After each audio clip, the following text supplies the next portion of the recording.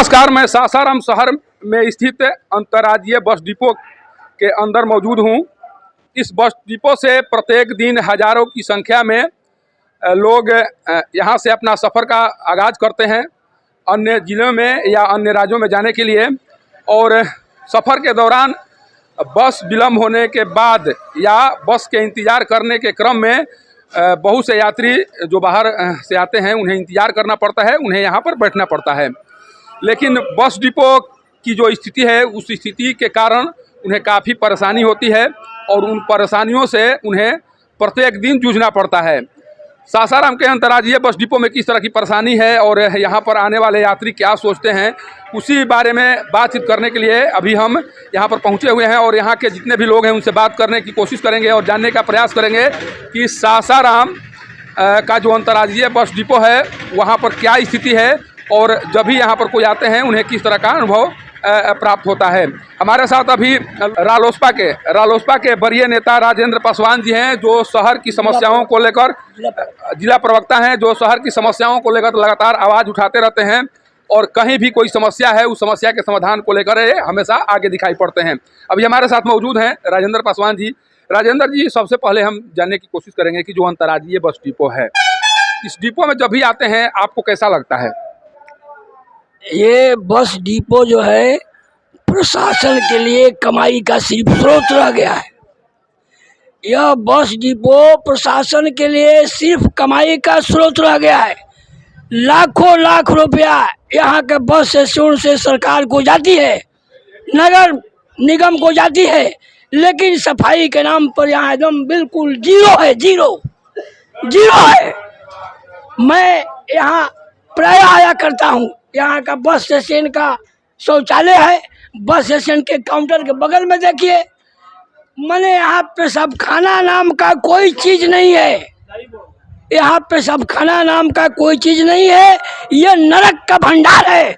सरकारी प्रशासन लोग जो है सिर्फ लूट का अड्डा बनाए हैं।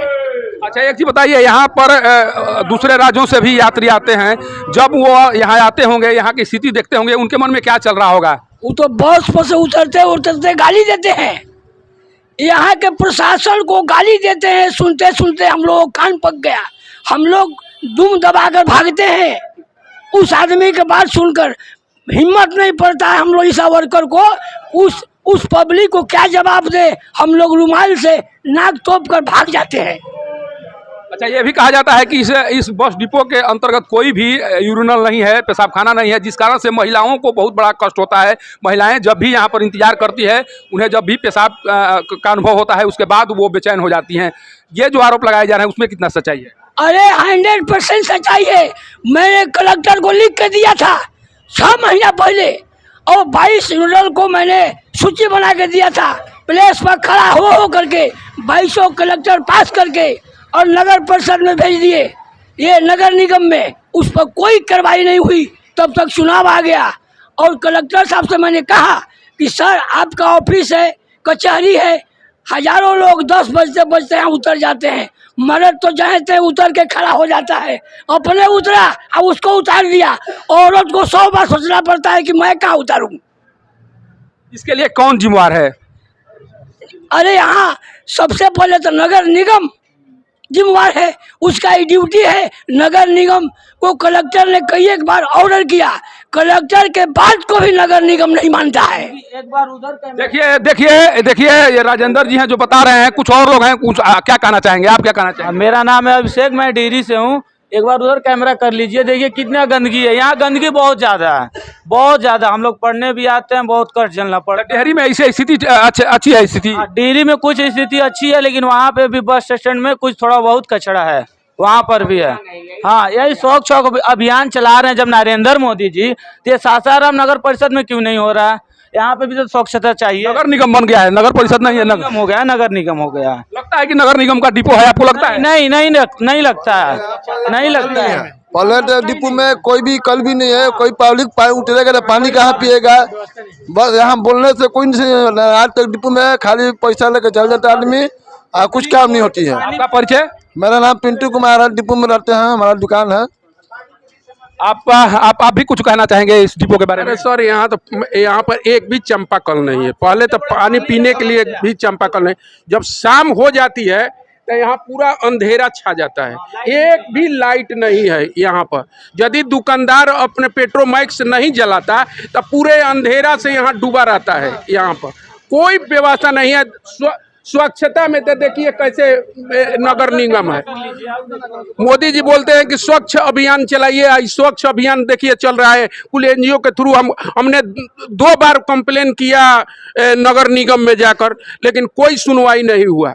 उसके लिए हम कहिएगा तो प्रूफ दिखा देंगे कि हम एप्लीकेशन अभी रखे हुए हैं, और जाकर हम 2 बार दिए, लेकिन कोई सुनवाई नहीं है। अच्छा, क्या लग रहा है इस तरह की स्थिति बनाकर जो रखी गई है उससे सासाराम शहर की छवि खराब हो रही है, आपको लगता है? जी जी जी, सासाराम की छवि खराब नहीं हो रही है सर। छवि के साथ सुंदरता भी यहाँ का खराब हो रहा है। सब छवि के साथ साथ सुंदरता भी यहाँ का खराब हो रहा है। जो पहले सुंदरता था अब दिखने को नहीं मिल रहा। आप दुकानदार हैं, आप टैक्स देते हैं यहाँ? जी, हम लोग देखते हैं टैक्स। कितना देते हैं? 2 से 10 रुपये महीना लगता है। प्रत्येक माह आपको देना पड़ता है? ये हर महीना हम लोग देते हैं। सुविधा कुछ नहीं है? कुछ नहीं सुविधा है, ना पानी है, ना लाइट है, ना कुछ नहीं। बैठने का व्यवस्था भी नहीं है। क्या यार, इधर आइए, क्या कहना चाह रहे हैं? इधर आइए, सामने बोलिए, क्या कहना चाह रहे हैं? यहाँ तो कचरा से इतना बदबू दे रहा है, यहाँ नाक देने लायक आदमी मुंह कर जाते हैं ना। यहाँ चापाकल है, वहाँ बस, उधर बस जो खड़ी है उधर नाला का पानी आता है और वहाँ सालों भर पानी लग जाता है और गंदगी महकता है वहाँ। आपको ऐसा महसूस होता है कि हम एक ऐसे शहर में हैं जिस शहर के अधिकारी यहाँ के स्थिति को सुधारने के लिए कोई काम नहीं कर रहे हैं, लगता है आपको? अदम, यहाँ हम लोग तो नर्क में खुद है हैं। यहाँ का अधिकारी, यहाँ SDO साहब, DTO साहब, हर आदमी यहाँ आकर देख कर जो है यहाँ कोई व्यवस्था नहीं की है। कोई व्यवस्था नहीं की है? कोई व्यवस्था नहीं। आपको लगता है गुस्सा भी होता है? आता है? गुस्सा तो होते भी करेगा, ऑटोमेटिक होता है। जनता के बीच में गुस्सा होता है, गाली गलौज हरदम लोग देते हैं। शिकायत भी लोग करते हैं, बाहर से आते हैं लोग, शिकायत भी करते हैं सासाराम में। शिकायत हर आदमी के पास शिकायत होता है। देखिए, ये अंतर्राज्यीय बस डिपो है और इस बस डिपो में जो समस्याएं हैं, इन समस्याओं को यहाँ के यात्रियों के द्वारा बताया जा चुका है और यह समझाने की कोशिश की जा चुकी है कि यहाँ पर किस तरह की समस्याएं आ रही हैं। ये इस अंतर्राज्यीय बस डिपो में जो समस्याएं हैं, जिस तरह की गंदगी का अंबार लगा हुआ है, उससे सासाराम शहर की छवि खराब हो रही है। और इसी कारण सासाराम शहर में जब स्वच्छता सर्वेक्षण रिपोर्ट के तहत जब रिपोर्ट प्रकाशित हुआ, उस रिपोर्ट के तहत जो जानकारी सामने आई, उस जानकारी के अनुसार सासाराम शहर सफाई के मामले में सबसे निचले पायदान पर था और उस कारण से सासाराम शहर की काफ़ी बदनामी हुई थी। लोग ये कहते हुए पाए गए कि सासाराम शहर में रहने वाले लोग ठीक नहीं हैं, यहाँ के अधिकारी ठीक नहीं हैं, जिस कारण से सासाराम शहर की बदनामी हो रही है। लेकिन इतना कुछ होने के बाद भी जो भी अधिकारी हैं, जिनके ऊपर इस बस डिपो को साफ सुथरा रखने की जिम्मेवारी है, वो नहीं सुधरे या उनके जो आँख हैं उससे पट्टी नहीं हटा, जिस कारण से आज भी समस्याएं। देखिए किस तरह से लोग वहाँ पर खुले में पेशाब कर रहे हैं और पेशाब करने के स्थान जो बनाए गए हैं उसके बगल में किस तरह का अंबार लगा हुआ है। जब भी महिलाएं आती हैं यहाँ पर, जब उन्हें इंतजार करना पड़ता है बस के लिए, जब वो इंतजार करती हैं और उस दौरान उन्हें पेशाब करने की जरूरत महसूस होती है, उसके बाद वो परेशान हो उठती हैं। अगर कोई अधिकारी का परिवार या वो अधिकारी के घर की कोई महिलाएं अगर इस तरह स्थिति में यहाँ होती तो अब तक से यहाँ का जो दृश्य होता कुछ और होता, या उन्हें लगता कि नहीं इसकी ज़रूरत है, यहाँ पर पेशाब खाना भी होना चाहिए।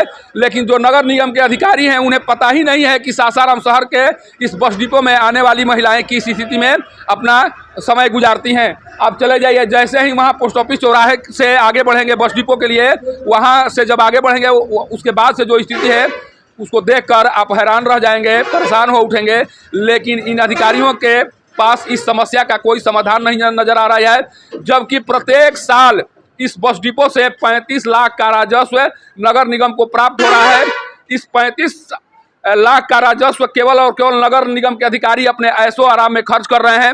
उनके द्वारा वैसे कार्यों में खर्च किया जा रहा है जिस कार्य से जनता का कोई लेना देना नहीं है। जिस जगह से आप राजस्व प्राप्त कर रहे हैं उस जगह को आप स्वच्छ भी बनाकर नहीं रख पा रहे हैं। सोचिए कि मात्र 1300 या 1400 रुपया प्रति साल ये नगर निगम के द्वारा रेलवे को भुगतान किया जाता है और उसके बदले में नगर निगम को 35 लाख रुपया यहाँ के जितने भी बस संचालक हैं या जो भी दुकानदार हैं वो देते हैं। लेकिन इतना राशि प्राप्त होने के बाद भी सासाराम शहर में इस बस डिपो का आज जो हाल है, उस हाल पर न केवल सासाराम शहरवासी तरस खा रहे हैं, बल्कि जो भी लोग बाहर से आते हैं उनको भी शर्मिंदगी का सामना करना पड़ता है। वो कहते हैं कि हम एक ऐसे शहर में आए हुए हैं जिस शहर में नरेंद्र मोदी का जो सफाई अभियान है, जो स्वच्छता अभियान है, वो कहीं दिखाई नहीं पड़ता है और अधिकारियों को इससे कुछ लेना देना नहीं है।